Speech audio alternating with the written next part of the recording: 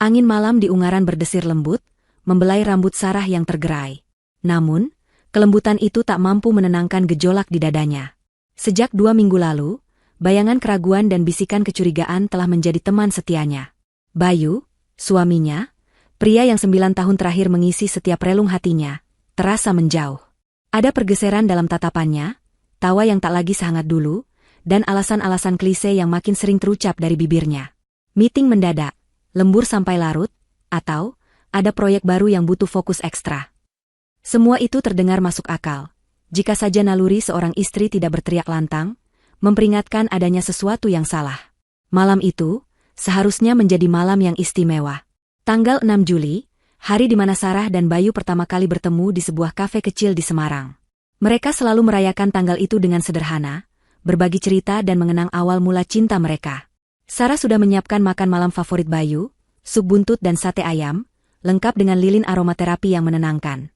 Sejak pukul 6 sore, ia sudah duduk di sofa ruang keluarga, memandangi pintu utama, menunggu kepulangan suaminya. Namun, ponsel Bayu tidak aktif, dan pesan yang ia kirimkan tak berbalas. Jam terus berputar, melewati pukul 8, lalu 9 malam. Hati Sarah semakin mencelos, digayuti kegelisahan yang memuakan. Pukul 10 malam, ketika harapan mulai pudar dan kekecewaan melilit hatinya, sebuah taksi berhenti di depan gerbang rumah mereka yang megah. Sarah bangkit, jantungnya berdebar kencang. Ia berharap Bayu akan keluar dengan senyum menyesal dan pelukan hangat, menjelaskan semua ketidakhadirannya. Namun, yang turun dari taksi bukanlah Bayu seorang diri. Ada seorang wanita dengan rambut ikal sebahu dan gaun merah menyala yang mencolok, tertawa manja di samping suaminya. Tangan wanita itu dengan lancang menggandeng lengan Bayu, seolah itu adalah hal yang paling wajar di dunia. Dunia Sarah seolah runtuh dalam sekejap. Darahnya berdesir dingin, mengalirkan rasa sakit yang menusuk hingga ke ulu hati. Ia ingin berteriak, ingin memaki, tapi suaranya tercekat di tenggorokan. Kakinya terasa lumpuh, terpaku di ambang pintu, menyaksikan pemandangan yang mengoyak jiwa. Bayu dan wanita itu tampak begitu akrab, begitu mesra. Mereka berdua bahkan tidak menyadari keberadaan Sarah yang mematung di sana. Dengan langkah gontai dan hati yang hancur berkeping-keping, Sarah masuk ke dalam rumah. Ruang keluarga yang selama ini menjadi saksi bisu tawa dan canda mereka, kini dipenuhi suara-suara asing. Lampu-lampu terang benderang, dekorasi balon warna-warni yang meriah, dan aroma kue yang manis bercampur dengan bau parfum asing menyeruak ke indera penciumannya. Mata Sarah membelalak melihat pemandangan di depannya. Ada mama dan papa mertua Bayu, tertawa riang sambil memegang piring berisi potongan kue. Ada pula adik-adik ipar Bayu, Rizal dan Lia, yang biasanya dingin padanya, kini terlihat sangat akrab dengan wanita asing itu. Mereka semua berkumpul di meja makan, yang di atasnya tergeletak sebuah kue ulang tahun berukuran sedang. Lilin-lilin kecil menyala di atasnya, dan yang paling menyesakan, di atas kue itu tertulis sebuah nama dengan glasir merah muda, Happy Birthday, Mira. Mira. Nama itu. Jadi, wanita yang digandeng Bayu tadi adalah Mira. Semua orang tertawa bahagia, bersorak-sorai, seolah merayakan sesuatu yang luar biasa. Dan Sarah? Ia berdiri di ambang ruang keluarga, seperti orang asing yang tak diundang. Rumah yang selama ini menjadi benteng cintanya, kini berubah menjadi panggung sandiwara yang kejam, dengan dirinya sebagai penonton tak berdaya. Mama mertua, yang biasanya cerewet soal kebersihannya, kini tersenyum lebar pada Mira, bahkan mengusap pipi wanita itu dengan penuh kasih. Papa mertua, yang selalu bersikap acuh tak acuh pada Sarah, tampak akrab berbincang dengan Mira, sesekali tertawa renyah. Rizal dan Lia, yang sering mengeluh tentang kekolotan Sarah, kini memotret Mira dengan ponsel mereka, mengabadikan setiap momen kebahagiaan itu. Kecurigaan yang selama ini hanya berupa bisikan, kini berubah menjadi kenyataan yang menusuk. Sarah merasa seluruh darahnya mendidih. Amarah, rasa sakit, pengkhianatan, dan kehinaan bercampur aduk menjadi satu. Ia melihat Bayu, suaminya, pria yang bersumpah setia padanya di hadapan Tuhan dan saksi, kini berdiri di samping Mira. Lengannya merangkul pinggang wanita itu dengan begitu posesif. Tatapan Bayu pada Mira begitu lembut, penuh cinta, tatapan yang seharusnya hanya diperuntukkan baginya. Senyum yang Bayu berikan pada Mira adalah senyum yang dulu selalu membuatnya merasa aman dan dicintai. Sarah ingin menjerit, ingin merobek-robek kebahagiaan palsu di depannya. Ia ingin bertanya, mengapa? Mengapa di rumahnya sendiri? Mengapa di hadapan keluarganya? Mengapa dengan cara sekasar ini? Tetapi lidahnya keluh. Kakinya enggan melangkah. Ia hanya bisa berdiri di sana, menyaksikan. Pesta kejutan yang seharusnya menjadi miliknya, kejutan dari suaminya yang mencintainya, kejutan untuk perayaan mereka, kini menjadi pesta kejutan yang paling menyakitkan dalam hidupnya. Pesta di atas luka. Luka yang menganga lebar di hatinya, takkan bisa sembuh dengan mudah. Ia merasa seperti ada ribuan pecahan kaca yang mengoyak setiap serat hatinya. Udara di sekitarnya terasa menipis, menyesakan. Pandangannya mulai buram oleh genangan air mata yang tak sanggup lagi ia tahan. Suara-suara tawa dan obrolan riuh itu kini terdengar seperti lolongan hantu di telinganya. Rumahnya, yang selalu menjadi tempat paling aman dan nyaman baginya, kini terasa seperti neraka. Setiap sudutnya, setiap kenangan yang terukir di sana, kini terasa mengkhianatinya. Cangkir kopi yang selalu mereka gunakan berdua, bantal sofa tempat mereka berbagi cerita, bahkan lukisan pemandangan di dinding yang mereka beli bersama saat bulan madu, semua itu kini menjadi saksi bisu pengkhianatan yang keji.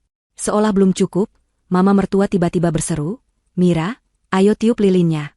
Make a wish, nak." Mira tersenyum malu-malu, menatap Bayu, lalu meniup lilin-lilin di atas kue. Tepuk tangan riuh pecah. Bayu mengecup kening Mira dengan lembut, seolah mereka adalah pasangan yang paling bahagia di dunia. Pemandangan itu bagai belati dingin yang menusuk jantung Sarah berkali-kali. Bagaimana bisa? Bagaimana Bayu, yang selalu ia percayai, bisa melakukan ini padanya? Keluarga Bayu, yang seharusnya menjadi keluarga Sarah juga, kini seolah membentuk benteng tak terlihat, melindungi Mira dari pandangannya. Mereka semua tampak senang, bahkan bangga dengan kehadiran Mira. Tidak ada satupun dari mereka yang menoleh ke arah Sarah, yang berdiri di ambang pintu, hancur lebur. Tidak ada pertanyaan, tidak ada kepedulian. Sarah benar-benar merasa sendirian, terasing di tengah keramaian. Rasa sakit itu begitu mendalam, begitu tumpul. Ia ingin menghilang, lenyap dari muka bumi ini agar tidak lagi merasakan kehinaan yang mencekik. Tapi di tengah badai emosi itu, sebuah api kecil mulai menyala di dasar hatinya. Bukan api kesedihan, melainkan api kemarahan. Kemarahan yang memantik keinginan untuk balas dendam. Bagaimana bisa mereka memperlakukannya seperti ini? Menginjak-injak harga dirinya, menghancurkan kepercayaannya, dan menodai rumah tangganya dengan cara yang begitu brutal. Sarah menarik napas dalam, berusaha menguasai dirinya. Ia tak ingin menunjukkan kerapuhannya di hadapan mereka. Air mata yang sudah menggenang di pelupuk mata, ia tahan sekuat tenaga. Wajahnya memang pucat pasi, tapi ia berusaha memasang ekspresi datar. Ia akan menghadapi ini. Ia tidak akan lari. Rasa pusing menyerang kepala Sarah. Dunia serasa berputar, dan suara tawa riang yang sebelumnya menusuk telinganya kini berubah menjadi dengung samar. Ia terhuyung sedikit, berusaha menopang tubuhnya yang mendadak terasa lemas tak bertenaga. Sesaat, ia berpikir untuk kembali bersembunyi di balik pintu, membiarkan dirinya tenggelam dalam kesedihan yang memilukan. Namun, tidak. Tekad yang baru saja menyala di dadanya menolak untuk padam. Ia tidak akan membiarkan dirinya terlihat lemah di hadapan mereka yang telah mengkhianatinya. Dengan langkah mantap yang dipaksakan, Sarah melangkah maju, masuk sepenuhnya ke dalam ruang keluarga yang hiruk-pikuk. Gaun satin hitam yang ia kenakan malam itu, yang seharusnya dipakai untuk merayakan ulang tahun mereka, kini terasa seperti kain kafan yang membungkus luka hatinya.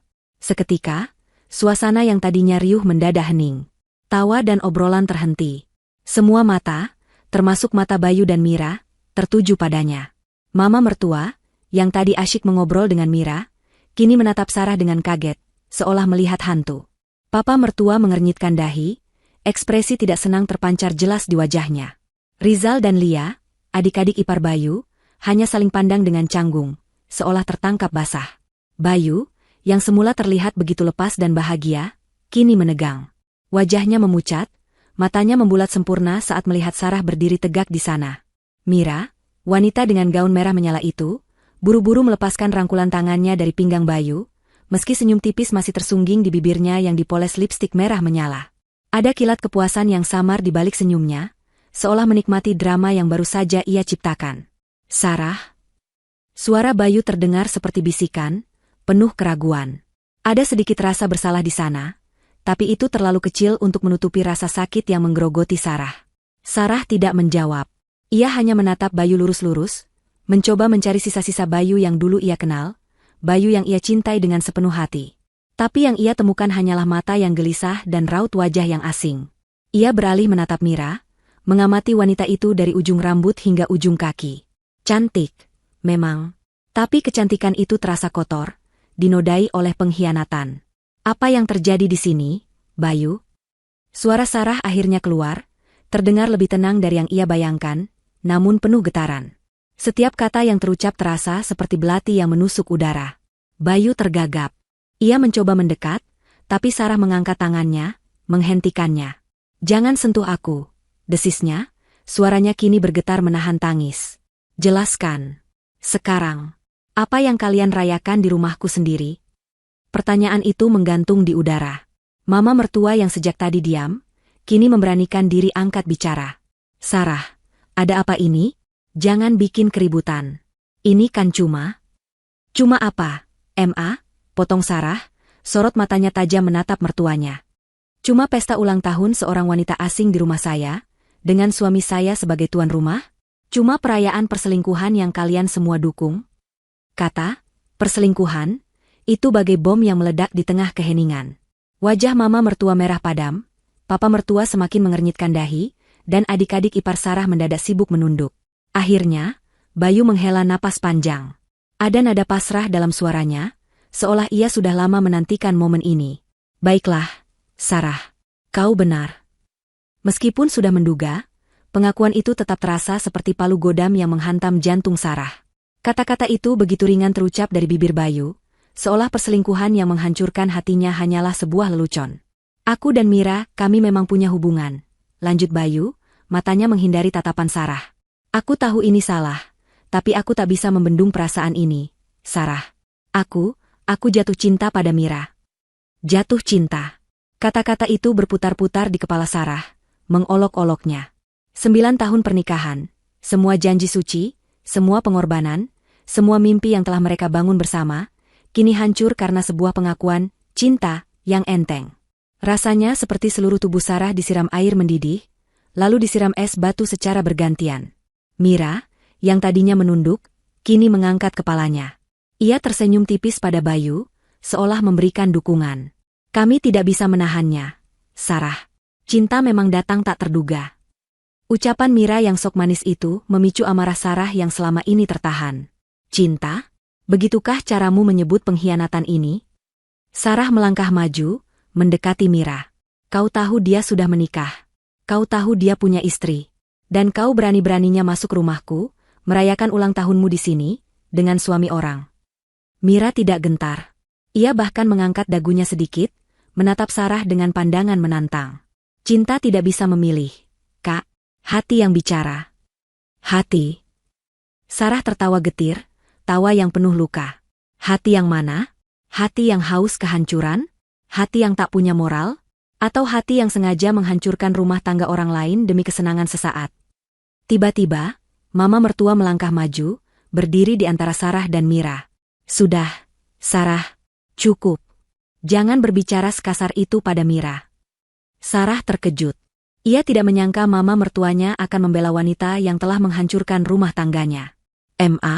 Mama membela dia? Dia yang sudah merusak keluarga kita." "Dia tidak merusak." Mama mertua membentak, suaranya meninggi.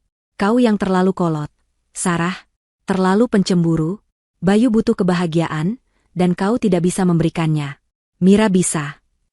Kata-kata itu bagaikan tamparan keras di wajah Sarah. Air mata yang selama ini ia tahan, kini tak terbendung lagi.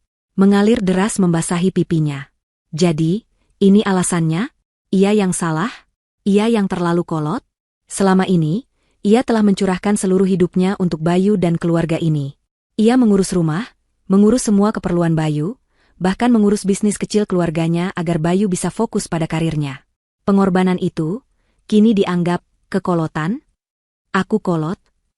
Sarah berbisik, suaranya serak karena tangis. "Aku kolot karena aku setia? Aku kolot karena aku menjaga kehormatan rumah tanggaku? Lalu apa, Ma? Mira yang menghancurkan ini semua, justru kalian anggap pahlawan." Papa mertua yang tadinya diam, kini ikut bersuara. "Sudah, Sarah. Ini memang bukan salah siapa-siapa. Bayu sudah mencoba, tapi memang kalian tidak cocok lagi. Mira lebih bisa mengerti Bayu." Rizal dan Lia mengangguk setuju, seolah mereka sudah lama menunggu momen ini. "Kak Sarah terlalu kaku. Kak Bayu kan butuh yang lebih ceria," kata Lia, tanpa sedikit pun rasa bersalah. Hidup ini cuma sekali, Kak. Kak Bayu berhak bahagia, tambah Rizal, seolah menasihati.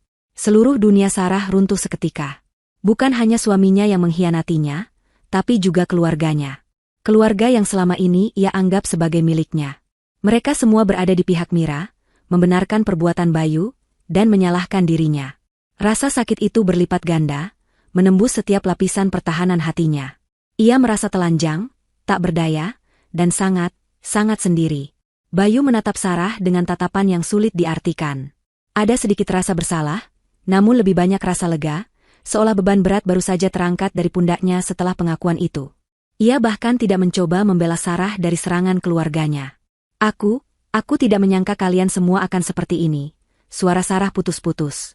Kalian semua tahu bagaimana aku berjuang untuk keluarga ini. Bagaimana aku mencintai Bayu. Bagaimana aku menjaga rumah ini. Tapi memang tidak ada gunanya lagi, Sarah, kata Bayu, suaranya lebih tegas. Kita sudah tidak sejalan. Aku sudah tidak bahagia. Langkah kaki Sarah terasa berat, memantul hampa di lantai marmer yang dingin. Setiap detak jantungnya bergemuruh di telinga, berpadu dengan isak tangis yang tak tertahankan. Ia berjalan seperti zombie, melewati lorong rumah yang dulu penuh kehangatan, kini terasa asing dan dingin. Tujuan akhirnya adalah kamar tamu, sebuah ruangan yang jarang tersentuh, yang kini menjadi satu-satunya tempat ia bisa mencari perlindungan dari kenyataan pahit. Ia membuka pintu kamar tamu, yang memang selalu rapi dan siap kapan saja ada kerabat menginap. Aroma lavender dari diffuser yang dulu sering ia nyalakan untuk menenangkan Bayu, kini menusuk hidungnya dengan ironis. Sarah bahkan tidak sanggup menyalakan lampu. Ia membiarkan kegelapan menelan tubuhnya, seolah ingin menghilang dari dunia. Cahaya rembulan yang menyelinap masuk dari jendela, hanya cukup untuk menampakkan siluet perabot yang familiar namun, kini terasa tak bersahabat. Dengan sisa tenaga, Sarah menjatuhkan diri ke atas kasur. Dinginnya sprei putih tak terasa. Yang ia rasakan hanyalah panas membara di pipinya, akibat air mata yang terus mengalir deras. Isaknya berubah menjadi raungan tertahan, suara kesedihan yang nyaris tak terdengar, namun mengguncang setiap serat tubuhnya. Ini bukan sekadar tangisan karena diselingkuhi. Ini adalah tangisan atas kehancuran sebuah mimpi, atas pengkhianatan yang dilakukan oleh orang-orang terdekatnya, atas harga diri yang diinjak-injak. Memori-memori pahit dan janji-janji manis berkelebat di benaknya, tak teratur, seperti pecahan kaca yang melukai.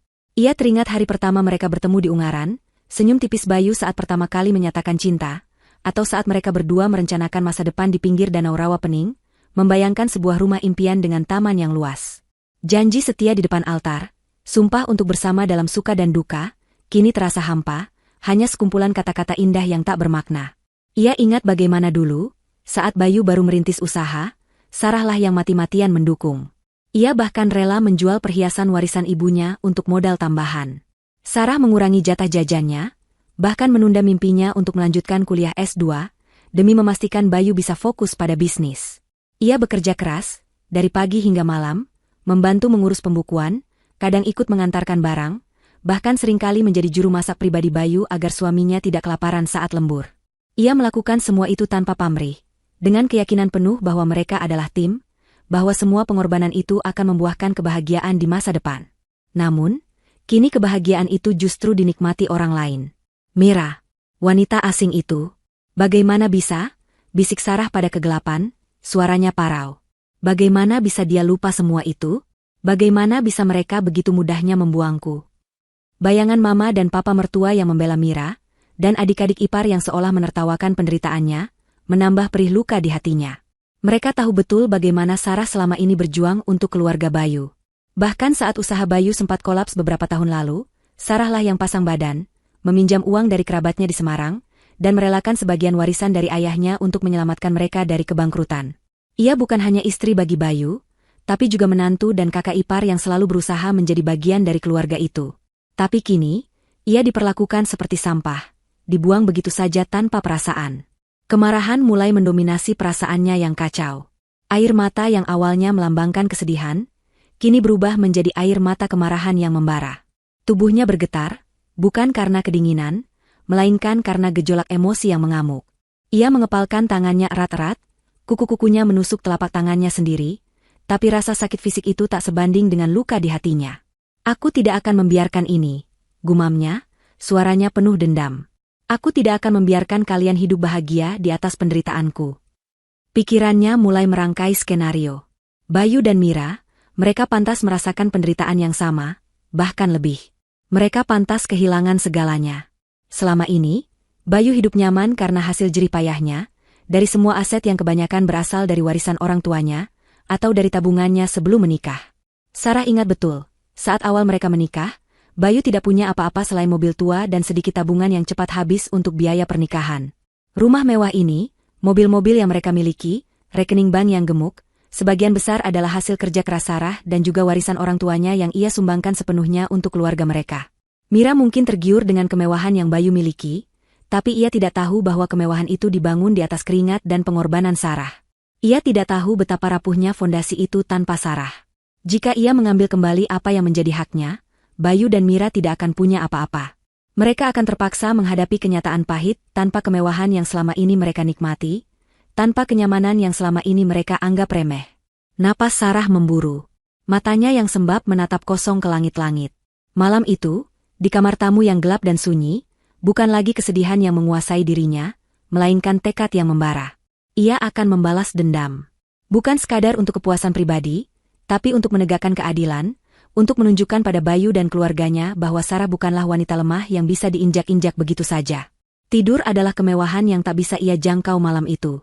Setiap kali ia mencoba memejamkan mata, bayangan Bayu dan Mira yang tertawa bahagia di ruang keluarga, lengkap dengan kue ulang tahun bertuliskan nama Mira, akan muncul dan kembali menyiksanya. Ia membiarkan dirinya tenggelam dalam amarah dan sakit hati, membiarkan emosi itu mengkristal menjadi sebuah rencana yang matang. Ia harus kuat. Demi dirinya sendiri. Demi kehormatannya. Malam itu, Sarah tidur di kamar tamu, ditemani oleh air mata yang tak henti membasahi pipinya, kenangan pahit yang berputar tanpa henti, dan api kemarahan yang membakar jiwanya, memicu keinginan untuk membalas dendam. Sebuah babak baru dalam hidupnya akan segera dimulai, dan kali ini, ia akan menjadi pemeran utama, penentu nasibnya sendiri. Fajar menyingsing di ufuk timur Ungaran, menyiratkan semburat jingga di balik awan. Namun, bagi Sarah, pagi itu terasa lebih dingin dan kelabu dari biasanya. Ia terbangun bukan karena alarm, melainkan karena perih di matanya yang sembab dan kepala yang berdenyut hebat. Sepanjang malam, ia berguling gelisah di kasur kamar tamu, pikiran-pikiran kalut berpacu tanpa henti. Namun, di antara kekacauan itu, ada satu hal yang kini berdiri tegak dan jelas.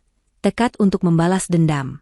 Setelah keheningan dan kegelapan malam yang panjang, kini ia merasa memiliki tujuan yang pasti. Rasa sakit itu belum hilang. Mungkin tidak akan pernah sepenuhnya hilang, tapi ia telah berubah. Dari luka yang menganga, kini tumbuh kekuatan yang dingin dan terencana. Sarah tidak akan membiarkan Bayu dan Mira bersenang-senang di atas kehancurannya. Mereka akan merasakan akibat dari perbuatan mereka. Sarah bangkit dari ranjang, menuju kamar mandi. Cermin memantulkan bayangan wajahnya yang pucat, mata merah bengkak, dan rambut acak-acakan. Ia membasuh wajahnya berulang kali, mencoba menghapus sisa-sisa air mata dan kehinaan semalam. Saat menyikat gigi, ia menatap pantulan dirinya, seolah berbicara pada bayangan itu. Kau kuat, Sarah. Kau tidak akan hancur. Setelah membersihkan diri dan mengenakan pakaian sederhana, ia turun ke dapur. Suasana rumah terasa sepi. Kemungkinan besar, Bayu dan Mira, beserta keluarga Bayu, masih terlelap setelah perayaan mereka semalam. Ini adalah kesempatannya. Sarah mulai menyeduh teh hangat, jemarinya cekatan bergerak, meskipun pikirannya sudah melaju jauh. Sambil menyeruput teh, Sarah duduk di meja makan, yang dulu selalu menjadi tempat ia menikmati sarapan bersama Bayu. Kini, tempat itu terasa kosong, hampa. Matanya menyapu sekeliling, mengamati setiap detail rumah mewah ini. Rumah 2 lantai dengan 5 kamar tidur, taman depan yang luas, 2 mobil di garasi, perabotan impor, dan semua kemewahan yang dulu mereka nikmati bersama. Sebuah pikiran tiba-tiba muncul di benaknya, jernih dan tajam seperti pisau. Ia menyadari bahwa selama ini, hampir semua aset yang mereka miliki adalah hasil jerih payahnya dan warisan dari orang tuanya. Pikiran ini memberinya kekuatan baru. Rumah ini, sebagian besar dibeli dari uang warisan almarhum ayahnya. Mobil sedan mewah milik Bayu, dibeli dari keuntungan bisnis kecil yang Sarah kembangkan sendiri, sebelum ia memutuskan fokus membantu Bayu. Tabungan di rekening bersama? Lebih dari 70% isinya adalah uang Sarah dari hasil investasi kecil-kecilan dan pendapatan pribadinya. Bayu, meskipun punya bisnis sendiri, gaya hidupnya cukup boros. Ia senang membeli barang-barang mahal, menghabiskan uang untuk hobi, dan seringkali menganggap remeh masalah finansial karena tahu Sarah selalu ada di belakangnya, mengelola dan memastikan semuanya aman. Dia adalah tipe pria yang pandai mencari uang, tapi tidak pandai mengaturnya. Sarah lah yang selama ini menjadi otak di balik pengelolaan finansial mereka, memastikan investasi, membayar cicilan, dan mengatur setiap pengeluaran. Kenangan pahit kembali menyeruak. Saat ia menjual perhiasan warisan ibunya untuk modal usaha Bayu. Saat ia mengesampingkan mimpinya sendiri agar Bayu bisa fokus pada bisnisnya. Saat ia meminjam uang dari kerabat di Semarang untuk menyelamatkan bisnis Bayu dari kebangkrutan. Semua itu dilakukan atas nama cinta, atas nama komitmen pada pernikahan mereka. Dan sekarang, semua pengorbanan itu diinjak-injak begitu saja demi seorang Mira. Kemarahan kembali membakar hatinya, namun kali ini lebih dingin dan terarah. Ini bukan lagi tentang tangisan atau ratapan. Ini tentang keadilan. Mereka telah mencuri kebahagiaannya, menodai rumah tangganya, dan menghancurkan harga dirinya. Sekarang, giliran Sarah yang mengambil kembali apa yang menjadi haknya. Ia bertekad untuk mengambil kembali semua yang menjadi haknya, tidak menyisakan apapun yang berbau pengorbanan dirinya. Bayu dan Mira akan merasakan penderitaan hidup tanpa kemewahan yang selama ini mereka nikmati. Mereka akan tahu bagaimana rasanya jatuh miskin, berjuang dari nol, tanpa ada Sarah di samping mereka. Rencananya mulai terbentuk dengan jelas di benaknya. Ini bukan hanya tentang perceraian, tapi tentang pembagian harta gonogini. Ia harus membuktikan bahwa aset-aset itu adalah miliknya, hasil jerih payahnya, atau warisan. Ia harus mengumpulkan bukti-bukti. Pagi itu, Sarah tidak menunggu lama. Ia segera menuju ruang kerja Bayu yang berantakan. Ia tahu di mana Bayu menyimpan dokumen-dokumen penting. Dengan hati-hati, ia mulai mencari. Tangannya gemetar saat menyentuh tumpukan kertas, tapi ia memaksakan dirinya untuk fokus. Ia mencari surat nikah mereka, sertifikat rumah, surat-surat kendaraan, rekening koran bank, bukti kepemilikan saham, atau aset-aset lain yang pernah ia urus. Ia ingat semua detailnya, tanggal pembelian, nama di akta, dan sumber dana. Ia menemukan beberapa dokumen penting, beberapa disimpan dalam map khusus, beberapa lagi tersebar begitu saja di meja kerja. Surat rumah atas nama mereka berdua, tapi sebagian besar pembayarannya dari dana pribadi Sarah sebelum menikah dan warisan ayahnya. Sertifikat tanah di Solo yang dibeli dengan uang hasil penjualan properti warisan ibunya.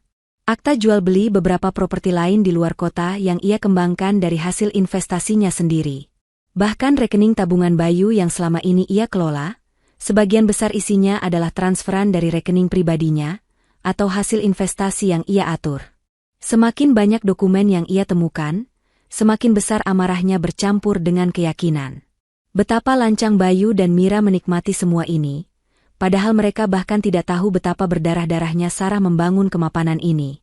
Mereka hanya melihat kemewahan di permukaan, tanpa memahami pengorbanan di baliknya.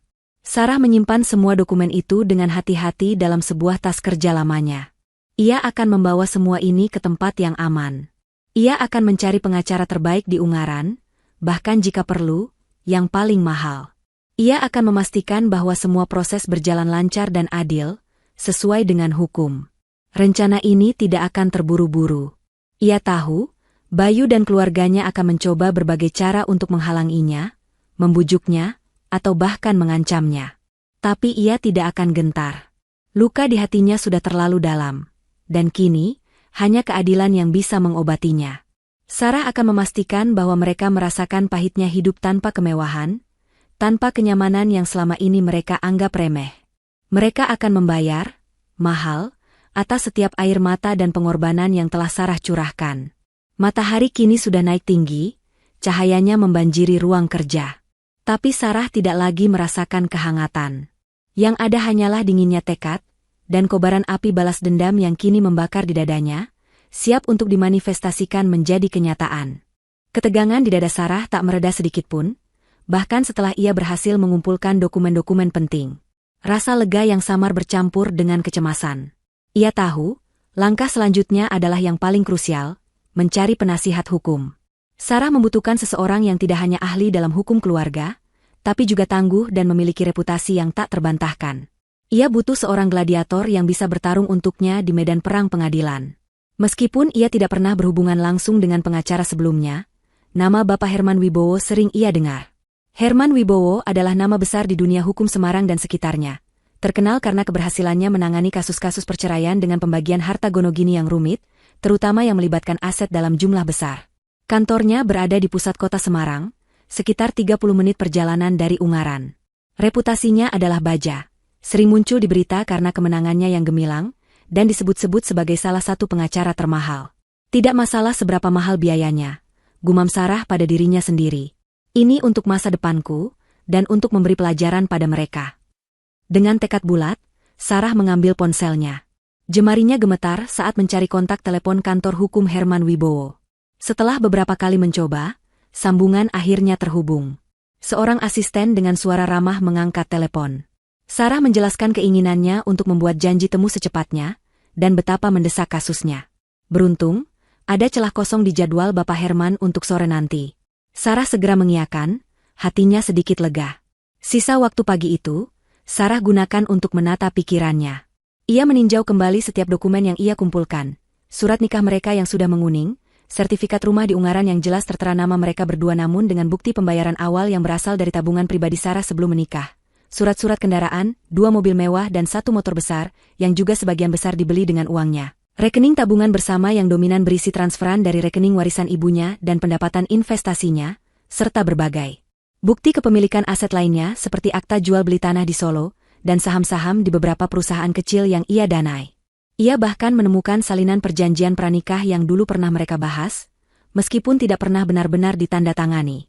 Namun, ia punya bukti-bukti transfer bank, kwitansi pembelian properti, dan catatan keuangan pribadinya yang menunjukkan aliran dana. Semuanya adalah bukti konkret dari jerih payahnya dan warisan keluarganya yang telah ia sumbangkan untuk membangun kemapanan rumah tangga ini.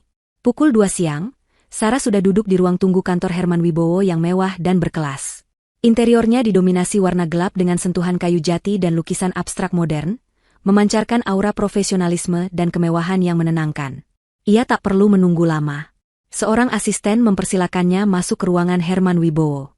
Pengacara itu adalah pria parubaya, berambut putih rapi, dengan sorot mata tajam di balik kacamata berlensa tipis. Ia mengenakan setelan jas abu-abu yang pas di tubuhnya. Senyum tipis mengembang di bibirnya saat Sarah masuk, seolah ia sudah terbiasa dengan drama yang akan ia dengar. "Silakan duduk, Bu Sarah," ucap Bapak Herman, suaranya tenang dan berwibawa. "Saya sudah membaca ringkasan kasus Anda dari asisten saya. Silakan ceritakan detailnya." Sarah menarik napas panjang, menenangkan diri. Ia menceritakan semuanya, dari awal kecurigaannya, pesta kejutan yang menyakitkan itu, pengkhianatan Bayu yang terang-terangan, sikap keluarga Bayu yang membelanya, hingga tekadnya untuk mengambil kembali hak-haknya. Ia berbicara dengan tenang, tanpa emosi berlebihan, seolah sedang menceritakan kisah orang lain. Ia tunjukkan semua dokumen yang ia bawa. Bapak Herman mendengarkan dengan saksama, sesekali mengangguk, atau membuat catatan kecil di buku agendanya. Tak ada raut terkejut di wajahnya. Ia tampak seperti seorang master catur yang sedang menganalisis setiap gerakan lawan. Setelah Sarah selesai bicara, Bapak Herman meletakkan penanya. "Kasus Anda cukup kuat, Bu Sarah. Dengan bukti-bukti kepemilikan aset yang Anda miliki, peluang Anda untuk mendapatkan kembali sebagian besar harta gonogini sangat besar. Terlebih lagi, adanya indikasi perselingkuhan yang terang-terangan dari pihak suami Anda akan sangat membantu posisi kita dalam gugatan cerai." Jantung Sarah berdebar lebih kencang. Ia merasa sedikit harapan kembali muncul di tengah puing-puing hatinya. "Lalu, apa saja opsi saya, Pak?" Bapak Herman menjelaskan semua opsi dan konsekuensi hukum yang mungkin terjadi. Ia memaparkan langkah-langkah yang akan mereka ambil, pengajuan gugatan cerai, tuntutan pembagian harta gonogini berdasarkan bukti kepemilikan dan sumbangan Sarah, serta kemungkinan tuntutan nafkah iddah dan mut'ah. Ia juga menjelaskan kemungkinan Bayu dan keluarganya akan melakukan perlawanan, mencoba mencari celah atau bahkan memutarbalikkan fakta. "Mereka pasti akan mencoba membujuk Anda, atau bahkan mengancam," kata Bapak Herman. "Mereka akan terkejut dengan langkah Anda. Tapi Anda harus teguh, Bu Sarah. Jangan goyah. Biarkan kami yang menghadapi tekanan itu. Sarah mengangguk. Saya tidak akan goyah, Pak. Saya sudah terlalu hancur untuk goyah lagi. Saya hanya ingin keadilan. Bagus, Bapak Herman tersenyum tipis. Kami akan persiapkan semuanya. Anda hanya perlu menyediakan semua bukti yang Anda miliki, dan percayakan sisanya pada kami. Ia lalu menjelaskan rincian biaya yang cukup fantastis, sesuai dengan reputasinya. Namun, Sarah tak berkedip sedikit pun. Ia sudah menyiapkan diri untuk ini. Saya setuju, Pak, ujar Sarah, tangannya terulur untuk menjabat tangan Bapak Herman. Jabat tangan itu terasa mantap, seolah sebuah perjanjian tak tertulis telah terjalin. Saat Sarah melangkah keluar dari kantor pengacara itu, beban di pundaknya terasa sedikit terangkat. Meskipun perjalanannya masih panjang dan berliku, ia kini tidak sendirian. Ia memiliki sekutu yang kuat, yang akan membantunya menuntut keadilan. Rencana balas dendamnya kini mulai berjalan di atas rel hukum, terstruktur, dan penuh perhitungan. Bayu dan Mira, mereka tidak akan pernah menyangka bahwa wanita yang mereka remehkan dan hianati, akan bangkit dengan kekuatan yang lebih besar dan menjatuhkan mereka dari tahta kemewahan yang selama ini mereka nikmati dengan congkak. Beberapa minggu berlalu sejak pertemuan Sarah dengan Herman Wibowo. Waktu itu terasa berjalan lambat. Setiap hari dipenuhi kecemasan yang mendalam namun juga tekad yang membara. Sarah berusaha menjaga rutinitasnya sebiasa mungkin, bahkan sesekali berpapasan dengan Bayu di rumah. Ia memilih untuk bersikap dingin, nyaris tak terlihat, seolah ia adalah bayangan di rumahnya sendiri. Bayu sesekali mencoba mengajaknya bicara, mungkin merasa tak enak, tapi Sarah hanya menanggapinya dengan gumaman singkat atau anggukan kaku, menghindari kontak mata. Ia tidak ingin sedikitpun menunjukkan bahwa di balik ketenangan palsunya, badai tengah berkecamuk. Ia ingin mereka lengah. Suatu pagi, saat Sarah baru saja selesai minum teh di dapur, bel rumah berbunyi nyaring. Tak lama kemudian, terdengar suara keributan di ruang tamu. Sarah hanya bisa menduga, pasti Herman Wibowo telah bertindak. Ia melangkah perlahan menuju ruang tamu, dan pemandangan di depannya adalah sebuah drama yang telah ia nantikan. Bayu berdiri mematung di tengah ruangan, wajahnya pucat pasi, matanya membelalak tak percaya. Di tangannya, ia memegang selembar amplop berwarna coklat muda, yang kini tampak kusut karena genggamannya yang kuat. Di hadapannya, berdiri dua orang kurir pengadilan dengan seragam rapi, menyerahkan beberapa dokumen tambahan. Mama dan papa mertua, yang kebetulan sedang berkunjung, tampak sama terkejutnya. Mama mertua bahkan menganga, sementara papa mertua menjatuhkan koran yang tadi dipegangnya ke lantai. Ini apa, Mas Bayu?" Suara mama mertua terdengar serak, hampir seperti bisikan. Bayu menelan ludah, tatapannya kosong. "Gugatan cerai, MA. Dan gugatan pembagian harta Gonogini." Suaranya terdengar seperti bisikan, penuh ketidakpercayaan. Sarah berdiri di ambang pintu, menyaksikan semua itu dengan perasaan campur aduk.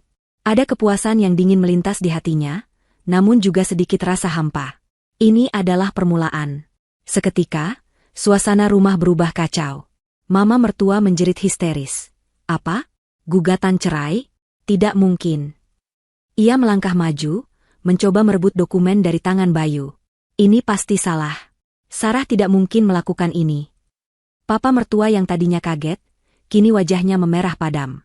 "Sarah, apa-apaan ini? Berani-beraninya kau melakukan hal seperti ini." Sarah tidak menjawab. Ia hanya menatap dingin ke arah mereka. Mata Bayu akhirnya menemukan mata Sarah, dan di sana terlihat jelas campuran kemarahan, kebingungan, dan rasa dikhianati. "Sarah, apa maksud semua ini?" teriak Bayu, suaranya dipenuhi amarah. "Kau gila? Berani sekali kau melakukan ini?" Sarah akhirnya melangkah masuk sepenuhnya ke ruang tamu. "Gila? Setelah apa yang kalian lakukan padaku semalam? Setelah kalian merayakan perselingkuhan di rumahku sendiri? Lalu kau bertanya aku gila?" Nada suaranya rendah, namun tajam dan mengiris.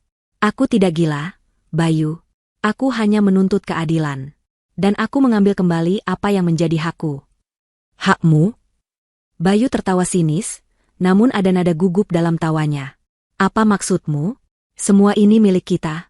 Milik kita berdua." "Milik kita?" Sarah mengangkat alisnya, pandangannya merendahkan. "Coba kau ingat, Bayu. Rumah ini, mobil-mobil itu, tabungan kita, berapa banyak dari itu yang benar-benar berasal dari keringatmu sendiri? Berapa banyak yang dari hasil jerih payahku? Atau warisan orang tuaku yang mati-matian aku pertahankan agar bisa membangun masa depan denganmu. Wajah Bayu semakin pucat. Ia jelas tidak menyangka Sarah akan menyiapkan diri sejauh ini. Ia mungkin berpikir Sarah hanya akan menangis, meratap, dan akhirnya pasrah. Kau tidak bisa melakukan ini, Sarah, teriak mama mertua. Ini rumah anakku. Ini semua milik anakku. Benarkah? Sarah menatap mama mertuanya dengan dingin. Kalau begitu, mama bisa menanyakannya pada pengacara saya, Bapak Herman Wibowo. Dia akan menjelaskan dengan sangat rinci bukti-bukti yang saya miliki. Setiap rupiah, setiap aset, akan kami buktikan sumbernya. Nama Herman Wibowo bagai sambaran petir di tengah ruangan. Keluarga Bayu tahu betul siapa Herman Wibowo. Reputasinya sebagai pengacara yang tak pernah kalah dalam kasus harta gonogini sudah melegenda. Ketakutan mulai merayapi wajah mereka. Herman Wibowo? Papa mertua bergumam, suaranya tercekat. Kau menyewa dia? Tentu saja, jawab Sarah santai. Aku tidak mau main-main. Aku hanya ingin apa yang menjadi hakku. Setelah kurir pengadilan pergi, suasana rumah kembali hening, namun kali ini diwarnai aura ketegangan yang pekat. Bayu dan keluarganya mencoba berbagai cara untuk menghadapi Sarah. Pertama, mereka mencoba membujuknya. Sarah, tolong pikirkan lagi, kata mama mertua, dengan nada yang tak biasa, penuh permohonan.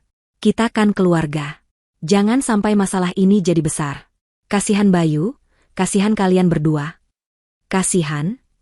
Sarah tersenyum miris.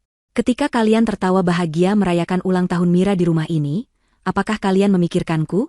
Apakah kalian kasihan padaku? Sekarang, setelah aku menuntut hakku, baru kalian bilang kasihan. Kemudian, mereka beralih ke ancaman. Kau tahu, Sarah, kalau sampai ini ke pengadilan, reputasi kita semua akan hancur. Ancam papa mertua. Dan kau juga akan kesulitan. Pikirkan baik-baik. Reputasi? Sarah mengangkat bahu acuh tak acuh. Reputasi macam apa yang sedang kita bicarakan? Reputasi keluarga yang menoleransi perselingkuhan di bawah atap mereka sendiri? Aku tidak punya reputasi yang harus dijaga dari kalian. Aku sudah kehilangan segalanya, Pak. Bahkan Mira, yang entah sejak kapan sudah berada di rumah itu, mencoba ikut campur. Kak Sarah, tolong jangan begini. Kami berjanji akan bertanggung jawab. Kami akan menikah, tapi tolong jangan sampai merusak hidup Mas Bayu. Menikah? Sarah tertawa getir. Silakan saja menikah. Aku tidak peduli. Tapi jangan harap kau bisa hidup nyaman di atas properti dan harta yang kurai dengan darah dan air mata. Tekad Sarah sudah bulat. Hatinya telah mengeras. Ia telah melewati titik kehancuran, dan kini yang tersisa hanyalah keinginan membara untuk keadilan. Ia tidak akan mundur. Tidak sedikit pun. Gugatan yang mengejutkan itu hanyalah permulaan. Hari persidangan pertama tiba. Udara pagi di Semarang terasa dingin dan syarat ketegangan. Sarah mengenakan setelan jas berwarna gelap, wajahnya dirias tipis namun tegas. Ia menatap pantulan dirinya di cermin. Tidak ada lagi air mata, tidak ada lagi kerapuhan. Yang terpancar adalah sorot mata baja, penuh tekad. Ia telah melewati neraka, dan kini ia siap menghadapi medan perang. Ketika ia tiba di Pengadilan Agama Semarang, kerumunan kecil sudah berkumpul di luar. Media lokal yang tertarik dengan kasus perceraian pengusaha muda Bayu Wicaksono dan sang istri yang jarang terekspos, Sarah, telah memenuhi area lobi. Kilatan lampu kamera menyambar-nyambar saat Sarah melangkah masuk, ditemani oleh Herman Wibowo, pengacaranya, yang tampak tenang dan berwibawa. Sang pengacara berbisik padanya, "Ingat, Bu Sarah, tetap tenang. Biarkan mereka berteriak, kita punya bukti." Di dalam ruang sidang, suasana sudah panas. Keluarga Bayu, Mama, Papa, Rizal, dan Lia, sudah duduk di kursi pengunjung. Wajah mereka tegang dan sesekali melirik Sarah dengan tatapan penuh kebencian. Bayu sendiri duduk di samping pengacaranya, seorang pria parubaya yang terlihat gelisah. Mira, dengan gaun berwarna cerah yang mencolok, juga hadir, duduk di antara Mama dan Papa mertua, seolah-olah dia adalah bagian sah dari keluarga itu. Tatapannya pada Sarah adalah campuran antara rasa takut dan sedikit keangkuhan yang terpancar di balik topeng kepura-puraan. Sidang dimulai. Majelis hakim memasuki ruangan, dan semua orang berdiri. Setelah formalitas pembukaan, Herman Wibowo, dengan suaranya yang tenang dan lugas, memulai presentasinya. Ia memaparkan fakta-fakta perselingkuhan Bayu secara sistematis, menunjukkan bukti-bukti berupa rekaman percakapan, tangkapan layar pesan singkat, dan laporan saksi yang diam-diam dikumpulkan oleh timnya. Ia menyoroti bagaimana Bayu telah menodai kesucian pernikahan dan menghancurkan kehidupan Sarah. Kemudian, ia beralih ke poin utama gugatan, pembagian harta Gonogini. Dengan teliti, Herman Wibowo membeberkan setiap detail aset yang dimiliki pasangan itu, lengkap dengan bukti-bukti kuat yang menunjukkan sumber dana. Ia menunjukkan sertifikat rumah di Ungaran dengan bukti transfer dana awal dari rekening pribadi Sarah sebelum menikah, serta kwitansi pembayaran cicilan yang dominan berasal dari rekening investasi Sarah. Ia memaparkan data rekening tabungan bersama yang mayoritas diisi oleh uang warisan orang tua Sarah, dan hasil jeripayahnya dalam mengelola bisnis sampingan. Surat-surat kepemilikan mobil mewah dan properti lain di Solo juga ditunjukkan, dengan bukti pembelian yang jelas mengarah pada dana Sarah. Yang Mulia Hakim, Herman Wibowo berbicara dengan tegas, kami memiliki bukti tak terbantahkan bahwa sebagian besar aset yang diklaim oleh tergugat sebagai harta bersama, sesungguhnya adalah hasil jeripayah klien kami, Ibu Sarah, atau berasal dari warisan keluarga yang beliau sumbangkan demi pembangunan rumah tangga ini. Tergugat, selama ini, hidup dalam kenyamanan yang diberikan oleh klien kami, tanpa kontribusi finansial yang signifikan terhadap akumulasi aset-aset utama. Pihak Bayu mencoba menyudutkan Sarah. Pengacara Bayu, yang terlihat kurang persiapan, berusaha memutarbalikkan fakta. Ia mencoba menggambarkan Sarah sebagai wanita pencemburu yang tidak berterima kasih, seorang istri yang dingin dan kolot, yang menyebabkan Bayu mencari kebahagiaan di luar. Yang Mulia Hakim, kata pengacara Bayu, klien kami, Bapak Bayu, telah menderita dalam pernikahan yang hambar. Klien kami berhak mendapatkan kebahagiaan. Dan harta yang ada adalah hasil kerja keras klien kami selama ini, bukan semata-mata dari penggugat. Jangan sampai penggugat hanya ingin menguasai harta tanpa mempertimbangkan pengorbanan klien kami. Mama mertua, yang duduk di belakang, tiba-tiba berdiri.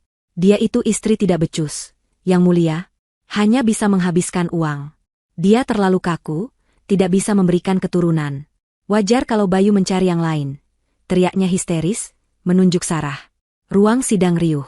Herman Wibowo segera mengajukan interupsi, dan hakim menegur keras mama mertua, memperingatkan agar tidak membuat keributan di persidangan. Sarah hanya diam, kepalanya tegak, membiarkan semua tuduhan dan hinaan itu mental begitu saja. Ia sudah kebal. Herman Wibowo menatap tajam ke arah pengacara Bayu. Yang Mulia, tuduhan-tuduhan ini tidak relevan dengan pokok perkara. Klien kami tidak perlu menanggapi fitnah yang tidak berdasar. Kami fokus pada fakta hukum dan bukti-bukti yang jelas tentang kepemilikan aset. Selama persidangan berlangsung, Bayu terlihat semakin gelisah. Ia beberapa kali melirik Mira, yang juga tampak tegang. Pengacaranya kesulitan melawan argumen Herman Wibowo yang begitu terstruktur dan didukung bukti konkret. Setiap kali pengacara Bayu mencoba menyudutkan Sarah, Herman Wibowo selalu punya bantahan telak yang didukung oleh dokumen atau kesaksian. Ada momen ketika Herman Wibowo memutar rekaman suara percakapan telepon antara Bayu dan Mira yang berisi janji-janji manis dan rencana liburan mewah. Suara Bayu terdengar jelas, penuh kemesraan, sangat berbeda dari sikapnya pada Sarah. Mira menundukkan kepalanya, wajahnya merah padam. Keluarga Bayu saling berbisik-bisik, tidak percaya bahwa Sarah bisa mengumpulkan bukti sedetail itu. Sarah, di sisi lain, tetap tenang sepanjang persidangan. Ia menyerahkan sepenuhnya pada pengacaranya. Setiap kali matanya bertemu dengan Bayu, ia tidak lagi merasakan sakit yang menusuk. Yang ada hanyalah rasa iba bercampur jijik. Pria yang dulu ia cintai kini tampak menyedihkan, terpojok, dan tak berdaya. Persidangan berlanjut hingga sore hari. Meskipun belum ada putusan, Sarah bisa merasakan atmosfer yang berubah. Kepercayaan diri pihak Bayu tampak mulai runtuh, digantikan oleh kepanikan. Herman Wibowo berhasil mendominasi persidangan, menunjukkan dengan jelas siapa yang berada di pihak yang benar, dan siapa yang selama ini menikmati hasil jerih payah orang lain. 1 bulan kemudian, di hari yang telah ditentukan, Sarah kembali duduk di ruang sidang yang sama, jantungnya berdegup tak karuan. Ruangan itu tidak seramai sidang sebelumnya. Hanya ada Sarah dengan Bapak Herman Wibowo di satu sisi, dan Bayu bersama pengacaranya di sisi lain. Keluarga Bayu tidak hadir. Mungkin mereka sudah tahu atau tidak sanggup lagi menyaksikan. Atmosfer tegang mencengkeram setiap sudut. Hari ini adalah hari putusan. Majelis hakim masuk. Semua berdiri. Sarah menahan napas. Ia sudah mempersiapkan hatinya untuk segala kemungkinan, meski ia tahu Bapak Herman telah melakukan yang terbaik. Ketua Majelis Hakim mulai membacakan putusan dengan suara datar namun jelas. Setiap kata yang terucap terasa seperti vonis yang mengukir nasib. Pertama, tentang perceraian. Hakim menyatakan bahwa perkawinan antara Bayu Wicaksono dan Sarah Adiwijaya secara sah dibubarkan karena adanya perselisihan dan pertengkaran yang tak dapat didamaikan, yang diperkuat dengan bukti-bukti perselingkuhan yang diajukan oleh pihak penggugat. Sarah mendesah lega. Satu beban terangkat. Kemudian, yang paling dinanti-nantikan, pembagian harta Gonogini. Hakim merinci setiap aset, satu persatu. Dengan tegas, ia menyatakan bahwa berdasarkan bukti-bukti yang sangat meyakinkan, bukti transfer dana, kwitansi pembelian, akta notaris, dan kesaksian ahli keuangan, rumah mewah di Ungaran, 2 unit mobil, sedan mewah dan SUV, serta sebagian besar rekening tabungan yang berisi dana investasi dan warisan, jatuh sepenuhnya ke tangan Sarah. Bayu dan pengacaranya tampak terkejut. Mata Bayu terbelalak. Wajahnya memucat pasi seolah disambar petir. Ia tidak menyangka akan kehilangan hampir segalanya. Hakim melanjutkan, Bayu hanya mendapatkan sisa dari aset yang secara jelas terbukti dibeli murni dari gajinya sendiri, yang jumlahnya sangat minim dibandingkan total kekayaan mereka. Tidak cukup untuk mempertahankan gaya hidup mewah yang selama ini ia nikmati. Selain itu, Bayu juga diwajibkan membayar sejumlah uang sebagai nafkah iddah dan mut'ah kepada Sarah. Palung kerongkongan Sarah terasa tercekat.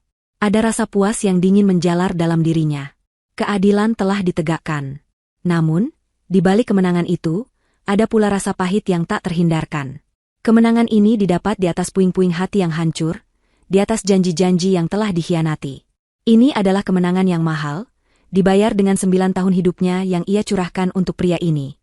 Setelah palu hakim diketuk, menandakan berakhirnya persidangan, Bayu masih terpaku di kursinya, tatapan kosong. Pengacaranya berusaha menenangkannya, namun Bayu tampak syok. Sarah tidak menoleh.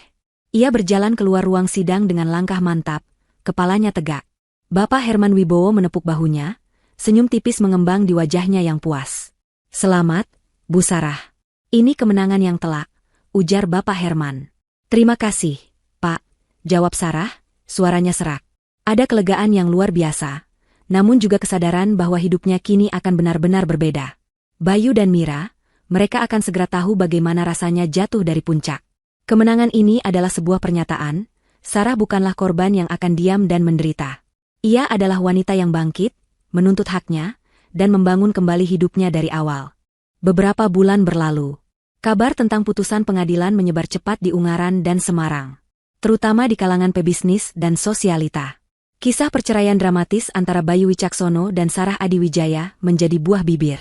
Bayu, yang dulunya disegani sebagai pengusaha muda yang sukses, kini dicap sebagai pria pengkhianat yang jatuh miskin karena ulahnya sendiri. Putusan hakim benar-benar menghantam Bayu dan Mira seperti badai. Mereka terpaksa keluar dari rumah mewah di Ungaran. Rumah itu kini sepenuhnya milik Sarah. Bayu harus menjual mobil mewah yang tersisa untuk membayar beberapa utang dan memenuhi sebagian kecil nafkah yang diwajibkan hakim. Bisnisnya pun ikut terpuruk. Reputasi buruk yang melekat padanya membuat klien-klien besar menarik diri. Proyek-proyek yang sedang berjalan mendadak berhenti. Mira, yang tadinya bersinar dengan gaya hidup glamor, kini harus menghadapi kenyataan pahit. Ia terkejut dengan kecepatan dan efektivitas gugatan Sarah. Ia mungkin berpikir Bayu punya kekayaan tak terbatas dan akan melindunginya dengan segala cara. Tapi kini, Bayu hanya punya sisa-sisa harta yang tidak seberapa. Mereka berdua terpaksa menyewa sebuah apartemen kecil di pinggir kota Semarang, jauh dari kemewahan yang dulu mereka kenal. Listrik harus dihemat, makan malam harus sederhana, dan liburan mewah hanya tinggal kenangan. Mira mulai mengeluh dan menyalahkan Bayu atas kemiskinan mereka. Bagaimana bisa kau membiarkan ini terjadi, Bayu? Teriak Mira suatu malam, setelah mereka hanya makan mie instan untuk makan malam. Aku ikut denganmu karena aku pikir kau bisa menjamin hidupku. Sekarang kita tidak punya apa-apa. Semua karena istri kolotmu itu. Bayu hanya bisa terdiam, frustrasi melanda. Ia juga tertekan dengan caci maki keluarganya yang kini menyalahkan dirinya, karena tidak bisa mempertahankan harta. Mama mertua Mira juga sering menelepon, menanyakan kapan Bayu akan membelikan Mira ini dan itu, tidak sadar bahwa Bayu kini tak punya uang. Mira yang tadinya selalu tampil modis dan ceria, kini sering terlihat murung. Make-up tebalnya tak mampu menyembunyikan keletihan dan kekecewaan di wajahnya. Ia sering curhat di media sosial, mengeluh tentang beratnya hidup dan ujian kesabaran, tanpa menyebutkan akar masalahnya. Ironisnya, para pengikutnya justru bersimpati, tidak tahu betapa mereka adalah penyebab kehancuran itu sendiri. Bayu sendiri, yang dulunya selalu rapi dan bersemangat, kini terlihat kuyu dan acak-acakan. Lingkaran hitam di bawah matanya semakin jelas. Ia mencoba membangun kembali bisnisnya dari nol, tapi mentalnya sudah terlanjur jatuh. Ia sering melihat teman-teman lama menghindarinya, dan peluang bisnis baru tak pernah datang. Mereka berdua hidup dalam tekanan, saling menyalahkan, dan terjebak dalam lingkaran kemiskinan yang menyiksa. Rumah tangga yang dulu dibangun di atas janji-janji manis dan kemewahan palsu, kini goyah di atas fondasi yang rapuh. Cinta yang dulunya diklaim, tak bisa dibendung, kini terasa pahit dan penuh penyesalan. Mereka telah mendapatkan kebebasan yang mereka inginkan, tapi dengan harga yang terlampau mahal. Bab 8, Kemenangan Pahit. 1 bulan kemudian, di hari yang telah ditentukan, Sarah kembali duduk di ruang sidang yang sama, jantungnya berdegup tak karuan. Ruangan itu tidak seramai sidang sebelumnya. Hanya ada Sarah dengan Bapak Herman Wibowo di satu sisi, dan Bayu bersama pengacaranya di sisi lain.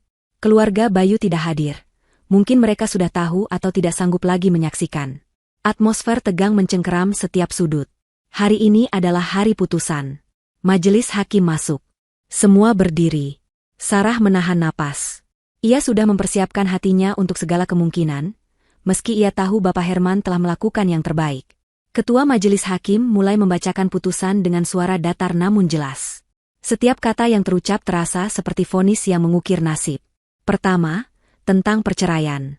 Hakim menyatakan bahwa perkawinan antara Bayu Wicaksono dan Sarah Adiwijaya secara sah dibubarkan karena adanya perselisihan dan pertengkaran yang tak dapat didamaikan, yang diperkuat dengan bukti-bukti perselingkuhan yang diajukan oleh pihak penggugat. Sarah mendesah lega. Satu beban terangkat. Kemudian, yang paling dinanti-nantikan, pembagian harta gonogini. Hakim merinci setiap aset, satu persatu.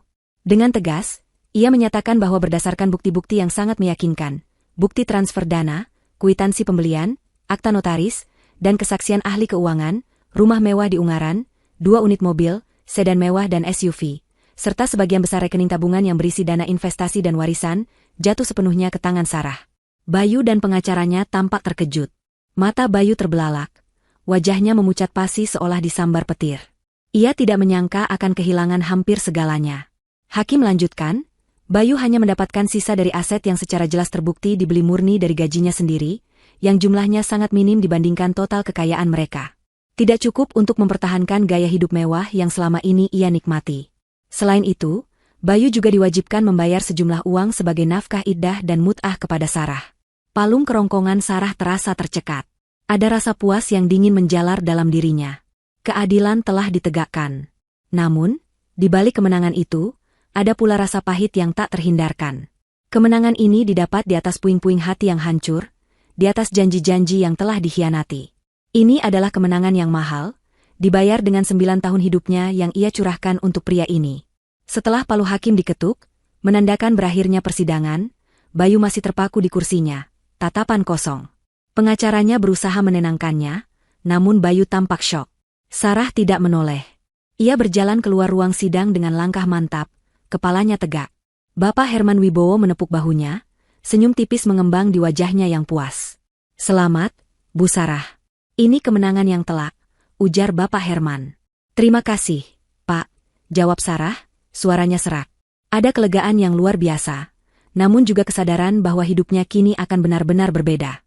Bayu dan Mira, mereka akan segera tahu bagaimana rasanya jatuh dari puncak. Kemenangan ini adalah sebuah pernyataan, Sarah bukanlah korban yang akan diam dan menderita. Ia adalah wanita yang bangkit, menuntut haknya, dan membangun kembali hidupnya dari awal. Beberapa bulan berlalu. Kabar tentang putusan pengadilan menyebar cepat di Ungaran dan Semarang, terutama di kalangan pebisnis dan sosialita. Kisah perceraian dramatis antara Bayu Wicaksono dan Sarah Adiwijaya menjadi buah bibir. Bayu, yang dulunya disegani sebagai pengusaha muda yang sukses, kini dicap sebagai pria pengkhianat yang jatuh miskin karena ulahnya sendiri. Putusan hakim benar-benar menghantam Bayu dan Mira seperti badai. Mereka terpaksa keluar dari rumah mewah di Ungaran. Rumah itu kini sepenuhnya milik Sarah. Bayu harus menjual mobil mewah yang tersisa untuk membayar beberapa utang dan memenuhi sebagian kecil nafkah yang diwajibkan hakim. Bisnisnya pun ikut terpuruk. Reputasi buruk yang melekat padanya membuat klien-klien besar menarik diri. Proyek-proyek yang sedang berjalan mendadak berhenti. Mira, yang tadinya bersinar dengan gaya hidup glamor, kini harus menghadapi kenyataan pahit. Ia terkejut dengan kecepatan dan efektivitas gugatan Sarah. Ia mungkin berpikir Bayu punya kekayaan tak terbatas, dan akan melindunginya dengan segala cara. Tapi kini, Bayu hanya punya sisa-sisa harta yang tidak seberapa. Mereka berdua terpaksa menyewa sebuah apartemen kecil di pinggir kota Semarang, jauh dari kemewahan yang dulu mereka kenal. Listrik harus dihemat, makan malam harus sederhana, dan liburan mewah hanya tinggal kenangan. Mira mulai mengeluh dan menyalahkan Bayu atas kemiskinan mereka. "Bagaimana bisa kau membiarkan ini terjadi, Bayu?" teriak Mira suatu malam, setelah mereka hanya makan mie instan untuk makan malam. "Aku ikut denganmu karena aku pikir kau bisa menjamin hidupku. Sekarang kita tidak punya apa-apa. Semua karena istri kolotmu itu." Bayu hanya bisa terdiam, frustrasi melanda. Ia juga tertekan dengan caci maki keluarganya yang kini menyalahkan dirinya, karena tidak bisa mempertahankan harta. Mama mertua Mira juga sering menelepon, menanyakan kapan Bayu akan membelikan Mira ini dan itu, tidak sadar bahwa Bayu kini tak punya uang. Mira yang tadinya selalu tampil modis dan ceria, kini sering terlihat murung. Make up tebalnya tak mampu menyembunyikan keletihan dan kekecewaan di wajahnya. Ia sering curhat di media sosial, mengeluh tentang beratnya hidup dan ujian kesabaran, tanpa menyebutkan akar masalahnya. Ironisnya, para pengikutnya justru bersimpati, tidak tahu betapa mereka adalah penyebab kehancuran itu sendiri. Bayu sendiri, yang dulunya selalu rapi dan bersemangat, kini terlihat kuyu dan acak-acakan. Lingkaran hitam di bawah matanya semakin jelas. Ia mencoba membangun kembali bisnisnya dari nol, tapi mentalnya sudah terlanjur jatuh. Ia sering melihat teman-teman lama menghindarinya, dan peluang bisnis baru tak pernah datang. Mereka berdua hidup dalam tekanan, saling menyalahkan, dan terjebak dalam lingkaran kemiskinan yang menyiksa. Rumah tangga yang dulu dibangun di atas janji-janji manis dan kemewahan palsu, kini goyah di atas fondasi yang rapuh. Cinta yang dulunya diklaim, tak bisa dibendung, kini terasa pahit dan penuh penyesalan. Mereka telah mendapatkan kebebasan yang mereka inginkan, tapi dengan harga yang terlampau mahal. Sementara Bayu dan Mira terjerat dalam lingkaran kemiskinan dan saling menyalahkan, Sarah justru memulai babak baru dalam hidupnya. Rumah mewah di Ungaran, yang dulunya terasa seperti sangkar emas yang dipenuhi pengkhianatan, kini menjadi benteng pribadinya, tempat ia bisa bernapas lega dan memulai penyembuhan. Setiap sudutnya kini terasa murni, tanpa bayangan kelam masa lalu. Luka di hatinya memang masih ada. Perihnya terkadang menyengat di malam hari yang sunyi, namun rasa lega dan bebas yang ia rasakan jauh lebih besar. Ia merasa seperti burung yang baru saja dilepaskan dari sangkarnya setelah sekian lama terkunci. Tidak ada lagi kebohongan, tidak ada lagi pengkhianatan, dan yang terpenting, tidak ada lagi penindasan emosional. Sarah mulai fokus pada dirinya sendiri. Ia menghabiskan waktu merawat taman depan yang dulu sering diabaikan Bayu, menanam bunga-bunga berwarna cerah yang melambangkan harapan baru. Ia kembali menekuni hobinya melukis, yang sempat ia tinggalkan karena sibuk mengurus rumah tangga dan bisnis Bayu. Kuas dan kanvas menjadi media terapinya, meluapkan segala emosi yang tak terucap ke dalam goresan warna. Ia juga kembali aktif di komunitas sosial yang dulu ia ikuti sebelum menikah. Menghabiskan waktu dengan orang-orang yang benar-benar mencintainya dan peduli padanya, bukan karena status atau harta, tetapi karena pribadinya. Teman-teman lamanya menyambutnya dengan tangan terbuka, memberikan dukungan tanpa batas. Mereka adalah pilar-pilar kekuatannya, mengingatkannya bahwa ia tidak sendirian. Kesehatan fisik dan mental Sarah membaik dengan pesat. Wajahnya yang dulu selalu terlihat lelah dan murung, kini kembali berseri. Ia tidur lebih nyenyak, makan lebih teratur, dan berolahraga secara rutin. Ia menemukan kembali senyum tulusnya, tawa renyah yang sempat hilang ditelan kepedihan. Berita tentang keterpurukan Bayu dan Mira sesekali sampai ke telinganya, entah dari teman yang tahu atau dari media sosial yang tak sengaja ia lihat. Ia melihat bagaimana Bayu yang dulu gagah kini terlihat kurus dan lesu, bagaimana Mira yang dulunya glamor kini tampak kuyu dan frustrasi. Mereka sering terlihat bertengkar di tempat umum. Bahkan ada rumor bahwa hubungan mereka retak dan Mira mulai mencari mangsa baru. Setiap kali mendengar atau melihat penderitaan mereka, ada sedikit kepuasan yang melintas di hati Sarah. Ini adalah konsekuensi dari perbuatan mereka. Mereka telah menabur angin, dan kini mereka menuai badai. Namun, kepuasan itu tidaklah penuh. Ia menyadari bahwa balas dendam tidak selalu membawa kebahagiaan sejati. Meskipun ia telah memenangkan pertempuran hukum dan merebut kembali haknya, kekosongan di hatinya tidak sepenuhnya terisi oleh euforia kemenangan. Ia sadar, kebahagiaan sejati tidak ditemukan dari melihat orang lain menderita. Kebahagiaan itu tumbuh dari dalam dirinya sendiri, dari kemampuan untuk memaafkan, bukan memaafkan perbuatan mereka, tetapi memaafkan dirinya sendiri karena telah membiarkan luka itu menguasainya begitu lama. Sarah mulai memahami bahwa energi yang ia gunakan untuk marah dan merencanakan balas dendam, kini bisa ia alihkan untuk membangun kembali hidupnya. Ia tidak lagi ingin terikat pada masa lalu yang menyakitkan. Ia tidak ingin lagi hidup di bawah bayang-bayang Bayu dan pengkhianatannya. Malam-malamnya kini diisi dengan ketenangan, bukan lagi air mata. Ia sering duduk di teras belakang, memandangi bintang-bintang, merenungkan perjalanan hidupnya. Ia telah melewati badai terhebat, dan ia berhasil selamat. Ia telah membuktikan pada dirinya sendiri, dan pada dunia, bahwa ia kuat. Kemenangan pahit ini memang meninggalkan bekas luka, tapi juga membentuknya menjadi pribadi yang lebih tangguh, bijaksana, dan mandiri. Ia kini siap untuk melangkah lebih jauh, meninggalkan puing-puing masa lalu, dan menemukan arti kebahagiaan yang sesungguhnya. 6 bulan berlalu sejak putusan pengadilan yang mengguncang hidup Sarah, Bayu, dan Mira.